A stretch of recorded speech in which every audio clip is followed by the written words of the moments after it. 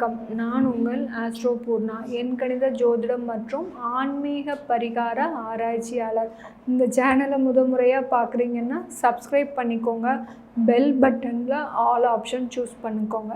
இன்றைக்கி நாம் துலாம் ராசி அன்பர்களுக்கு ஒரு சிறப்பு பதிவு சொல்ல போகிறோம். இந்த துலாம் ராசி அன்பர்களுக்கு இந்த பதிவில் நம்ம மறைவு கிரகங்கள், இந்த மறைவு ஸ்தானத்தில் இருக்கக்கூடிய கிரகங்கள் எந்த மாதிரியான பலனை கொடுக்க போகுது. இந்த மறைவு ஸ்தானம்ன்றது ஜோதிட ரீதியாக எல்லோருக்கும் ஒரு பயத்தை கொடுக்கக்கூடிய ஒரு கிரகங்களாக தான் காட்சி அளிக்கின்றன. இந்த துளாராசி அன்பர்களுக்கு முக்கியமாக இந்த துலாம் ராசி ஏன் எடுத்தோம் அப்படின்னு சொன்னோன்னா, இந்த துளாராசி அன்பர்கள் தான் கடந்த காலத்தில் நிறைய மனவேதனையை அனுபவித்தார்கள். தன்னுடைய வாழ்க்கையை மெழுகாக உருக்கி கொண்டு அடுத்தவர்களுக்காக தியாகம் செய்தவர்கள்னு சொன்னோன்னா இந்த துளாராசி அன்பர்கள் தான். இன்னைக்கு நேற்றுக்கு இல்லை, கடந்த ஒரு 30 வருடமாகவே தன்னுடைய வாழ்க்கையை கண்டுகொள்ளாமல் தான் சொல்லணும் இந்த துளாராசி அன்பர்களுக்கு. மற்றவர்களுக்காக ஒரு குழந்தை பருவமாக இருக்கும்போது தன்னுடைய தம்பி தங்கைகளுக்காக உழைத்தவர்கள். அடுத்து பார்த்திங்கன்னா ஒரு வாலிப பருவமாக வந்ததுக்கப்புறம் தன்னுடைய குடும்பத்திற்காக நானும் வேலைக்கு போகணும், அதனால் என்னால் ஒரு வருமானம் இந்த குடும்பத்திற்கு கொடுக்கணும். அடுத்து பார்த்திங்கன்னா அந்த ஒரு திருமண வயது வந்ததுக்கப்புறம் தன்னுடைய கணவருக்காக, தன்னுடைய கணவர் குடும்பத்திற்காக, இல்லை ஒரு ஜென்ஸாக இருந்தீங்கன்னா தன்னுடைய மனைவிக்காக நிறைய உழைச்சிருப்பீங்க. இந்த பெண்களே இந்த மாதிரி இருக்கும்போது ஆண்கள் சொல்லவே வேண்டாம், அவர்களுடைய குடும்பம்னு தன்னுடைய குடும்பத்திற்காகவே தன்னுடைய வாழ்க்கையை மெழுகாக்கி கொண்டவர்கள் தான் சொல்லணும் இந்த துளாராசி அன்பர்கள். அப்படிப்பட்ட அந்த துளாராசி அன்பர்களுக்கு கடந்த ஒரு 20 வருடமாக கடந்து வந்த வாழ்க்கையை விட கடந்த ஒரு 2 வருடமாக வாழ்க்கையை சமாளிப்பது ரொம்ப சிரமமாக இருந்தது.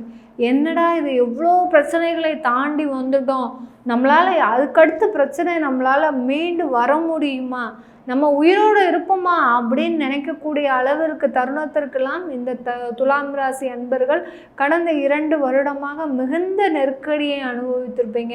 ஏன்னா அந்த நெருக்கடியாகப்பட்டது உங்களுடைய ராசிக்கு அதிபதி சுக்கிரன். அந்த சுக்கிரன்னாலே நீங்கள் அந்த ஒரு வருமானம் சம்பந்தமான ஒரு நெருக்கடி, தன்னுடைய பார்த்திங்கன்னா எல்லோரும் தன்னுடைய ஒரு இழிவுபடுத்தும், அந்த வருமானம் இல்லாததுனால உறவினர்கள் மத்தியில் அவமானப்பட்டிருப்பீங்க, இழிவுபடுத்தப்பட்டிருப்பீங்க, அசிங்கப்பட்டிருப்பீங்க. இதெல்லாமே நடந்திருக்கும் இந்த துளாராசி அன்பர்களுக்கு. ஏன் அப்படி இருந்தது, உங்களுடைய மனசும் பார்த்திங்கன்னா ஒரு கட்டுக்கோப்பாக இருந்த மனசு கடந்த 2 வருடமாக பார்த்திங்கன்னா கட்டுப்பாடை இழந்து, எந்த அளவுக்கு நம்ம இந்த மாதிரி எதிர்மறையாக எண்ணக்கூடாது அப்படின்னு நினச்சிங்களோ அதையெல்லாம் மீறி, எல்லை மீறி எதிர்மறை அந்த அளவுக்கு உங்களுக்கு அந்த ஒரு எதிர்மறை சம்பவங்கள் கடந்த 2 வருடங்களாக நடந்திருக்கும். ஒரு தொழில் செஞ்சிட்ருக்கிறீங்கன்னா அந்த தொழிலில் பார்த்திங்கன்னா தொழிலுக்காக பட்ட கடன் உங்களுக்கு அளவுக்கு அதிகம், அதை விட கஷ்டம் உங்களுக்கு வேறு எதுவுமே இருக்காது. அந்த கடனால் தன்னுடைய குடும்பத்தார் இந்த அளவுக்கு அவமானப்படுத்துவாங்களான்னு நீங்கள் நினச்சிருக்கவே மாட்டீங்க. அதே சமயத்தில் கடனே இல்லாமல் அந்த துளாராசி அன்பர்கள் பார்த்திங்கன்னா கடந்த காலத்தில் ஒரு தேவையில்லாத அவமானத்தை சந்திச்சிருப்பீங்க. என்னதான் இவர்கள் ஒரு நல்ல ஒரு சமுதாயத்தில் காட்சிப்படுத்தப்பட்டாலும் அந்த காட்சிப்படுத்தப்படுவதன் மூலமாக சிறந்த அவமானங்களை, நீ ஒன்றுமே இல்லை இவ்வளோ சீன் போடுற அப்படின்னு அந்த மாதிரியான அவமானங்களையும் இந்த துளாராசி அன்பர்கள் கடந்த காலத்தில் சந்திச்சிருப்பீங்க. ஏன் இவ்வளோ பிரச்சனையை சந்திச்சிங்க அப்படின்னா, உங்களுடைய ராசியிலேயே கேது பகவான் இருந்தார், ராசிக்கு 7ஆம் இடத்துல ராகு பகவான். இந்த 2 கிரகங்களும் வக்ர கிரகங்கள், இந்த 2 வக்ர கிரகங்களும் இப்போது உங்களுடைய மறைவு ஸ்தானத்துக்கு வந்துடுச்சு. இந்த மறைவு ஸ்தானத்தில் இருக்கும்போது என்ன மாதிரியான பலனை கொடுக்க போகுது, கேது பகவான் ராசிக்கு 12ஆம் இடத்துல இருக்கிறாரு, ராகு பகவான் ராசிக்கு 6ஆம் இடத்துல இருக்கிறாரு. ஒரு மறைவு ஸ்தானத்தில் சுப கிரகங்கள் இருந்தது அப்படின்னா அது ஒரு தேவையில்லாத சச்சரவுகளை, சண்டை சச்சரவுகளை, தேவையில்லாத துக்கத்தை அளிக்கக்கூடிய கிரகங்களாக தான் இருக்கும். அதே சமயத்தில் ஒவ்வொருத்தருடைய ஜாதகத்திலையும் மறைவு ஸ்தானத்தில் இருக்கக்கூடிய கிரகங்கள் தான் அவர்களுடைய வெற்றியை தீர்மானிக்கக்கூடிய கிரகங்கள். எந்த அளவுக்கு மறைவு ஸ்தானத்தில் கிரகங்கள் இருக்குதோ அவன் அடுத்தடுத்து பிரச்சனைகளை சந்தித்து அடுத்தடுத்து வெற்றியை சந்திக்கக்கூடிய நபராக தான் இருப்பாங்க. இப்போ ஒருத்தருக்கு சாதாரணமாக நம்ம துலா லக்ன அன்பர்களே எடுத்துக்கலாம். உதாரணமாக துலா லக்ன அன்பர்களுக்கு 6ஆம் இடத்துல இப்போ ராகு இருக்கிறார். கோச்சார நிலவரப்படி உங்களுடைய ஜாதகத்திலையும் ராகு இருப்பார் இருந்தால், அல்ல வேற ஜாதகத்தில் குரு பகவான் 6ஆம் இடத்துல இருக்கலாம், அடுத்து செவ்வாய் இருக்கலாம். இப்படி பல கிரகங்கள் அந்த இடத்துல இருந்தால் அவர் அந்த பாவகம் சம்பந்தமாக நிறைய பிரச்சனைகளை சந்திச்சிருப்பார். அந்த பாவகத்தில் என்னது? ருண ரோக சத்ருஸ்தானம். ருணம்ன்றது வியாதி, கடன், ரோகம்ன்றது வியாதி, சத்ருன்றது எதிரி. இந்த 3 வழியில் இவர்களுக்கு நிறைய பிரச்சனைகளை இந்த துலா லக்ன அன்பர்கள் தன்னுடைய 35 வயதிற்குள்ளாக அனுபவிச்சிருப்பாங்க. இப்போ பார்த்தீங்கன்னா அவர்கள் அந்த வழியிலிருந்து வெளியில் அதை எதிர்க்கும் ஒரு திறமை உடையவர்களாக இருப்பாங்க. நான் பட்ட அவமானம் கிடையாது, நான் பட்ட அசிங்கம் கிடையாது, ஆனாலும் அதிலிருந்து மீண்டு வந்தேன் அப்படின்னு சொல்லக்கூடிய நபர்கள் அந்த 6ஆம் இடத்துல இருக்கக்கூடிய அந்த கிரகங்கள் வேலை செஞ்சிருக்கும் இவர்களுக்கு. அதனால்தான் சொல்கிறேன், இந்த மறைவு இடத்துல இருக்கக்கூடிய கிரகங்கள் சாதாரணமாக நம்ம நினைக்கக்கூடாது. அந்த இடத்துல இருக்கக்கூடிய கிரகங்கள் தான் அந்த ஜாதகருடைய வளர்ச்சியை கொண்டு எடுத்து செல்லும் ஒரு ஜாதகராக இருக்கும் அந்த மறைவு கிரகங்கள்.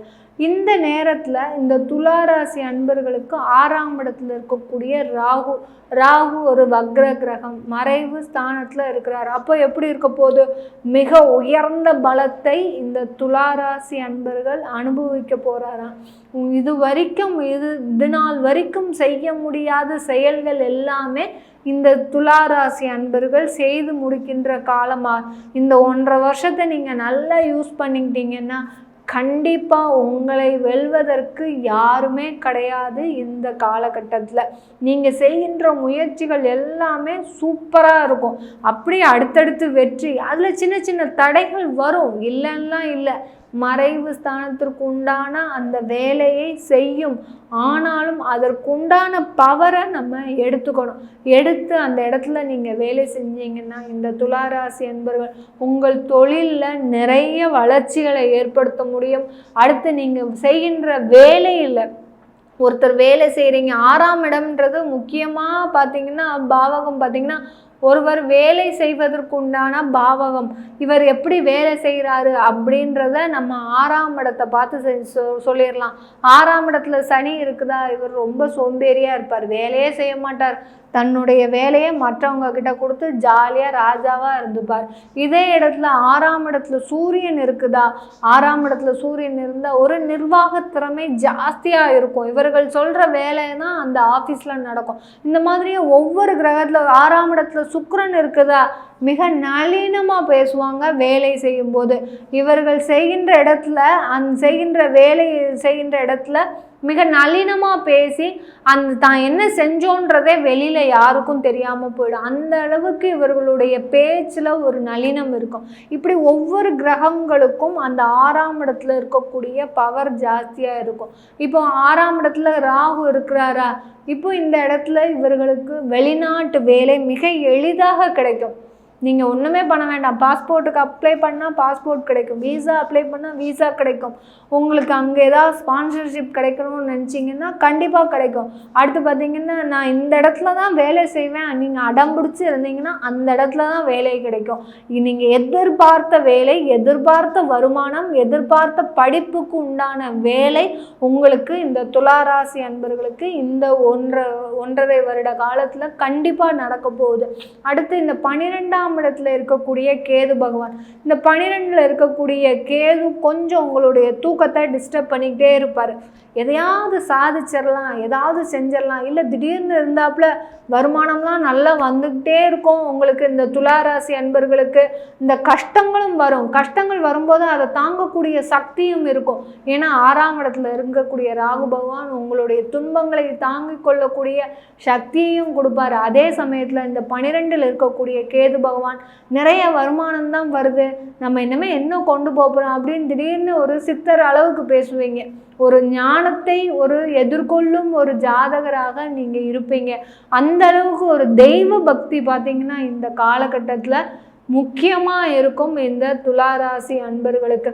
ஏன்னா ஒவ்வொருத்தருக்கும் அந்த 12ஆம் இடத்தில் இருக்கக்கூடிய அந்த கிரகங்கள் மிகுந்த தெய்வ பக்தியையும் மிகுந்த அலைச்சலையும் மிகுந்த ஒரு துன்பத்தையும் தேவையில்லாத ஒரு பொருட்செலவையும் கொடுக்கக்கூடிய ஒரு கிரகங்கள். இந்த 12ல் கேது இருந்ததுன்னா மிகுந்த ஞானத்தை கொடுக்கும், இறை அருளை கொடுக்கும். நீங்கள் திரும்பி பார்க்குற இடமெல்லாம் ஒரே தெய்வமாக காட்சியளிக்கும்.